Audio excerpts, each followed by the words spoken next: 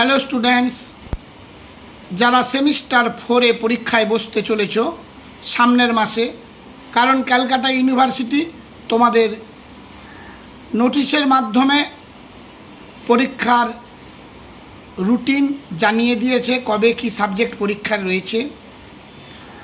Political science MDC কোর্সে যারা সাবজেক্টটি রেখেছো CC4 পেপারটির এই ভিডিওতে আলোচনা করব মক টেস্টের একটি প্রশ্ন। সাবজেক্টের বিষয়বস্তু হলো Indian political thought 1, full marks 75। তোমরা যদি এই প্রশ্নগুলো দেখে যাও আশা করি তোমরা 60% মতো কমন অবশ্যই পাবে। পরবর্তী আরেকটি আমি মক টেস্টের ভিডিও দেব তোমাদের এই পলিটিক্যাল সায়েন্সের জন্য। এই দুটো মক টেস্টের প্রশ্ন যদি তোমরা রেডি করে ফেলতে পারো তাহলে 75 মার্কস ফুল কমন তোমরা পেয়ে যাবে। যারা আমার এই চ্যানেলে নতুন তারা চ্যানেলটিকে সাবস্ক্রাইব করে পাশের বেল আইকনটি ক্লিক করে রেখো। নতুন কোনো ভিডিও আপলোড করলে সবার আগে নোটিফিকেশান পেয়ে যাবে। ভিডিও শেষে একটি লাইক দিতে ভুলে যেও না। আর তোমাদের বহু সংখ্যক বন্ধুবান্ধব আছে যারা অর্থের অনটনে কোনো কোচিং সেন্টার কিংবা প্রাইভেট টিউটরের কাছে পড়তে পারে না, তারাও বিশেষ উপকৃত হবে যদি তোমরা শেয়ার করে দাও। একের দাগের প্রশ্ন, যেভাবে তোমাদের প্রশ্নপত্রের স্ট্রাকচার পরীক্ষাতে আসবে ঠিক সেইভাবেই তৈরি করা হয়েছে। একের দাগ, নিচের যে কোনো 3টি প্রশ্নের উত্তর দাও, অর্থাৎ 5 × 3 15 মার্কস।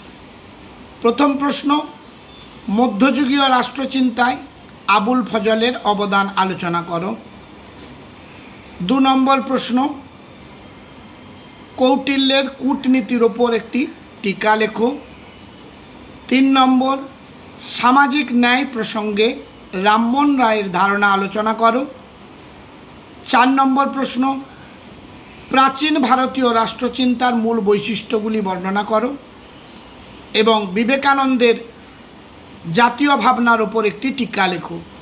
এই 5টা প্রশ্ন পড়ে গেলে অবশ্যই তোমরা কমন পেয়ে যাবে। এবার আলোচনা করব মডিউল 1 থেকে যে প্রশ্নগুলো তোমরা তৈরি করবে। যে কোনো 2টি প্রশ্নের উত্তর দাও। 15 × 2 30 নম্বর।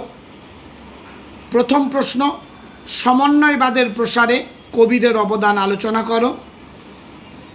2 নম্বর, কৌটিল্যের সপ্তাঙ্গ তত্ত্ব ব্যাখ্যা করো। এবং 3 নম্বর, প্রাচীন ভারতীয় রাষ্ট্রচিন্তার বৈশিষ্ট্যগুলি আলোচনা করো।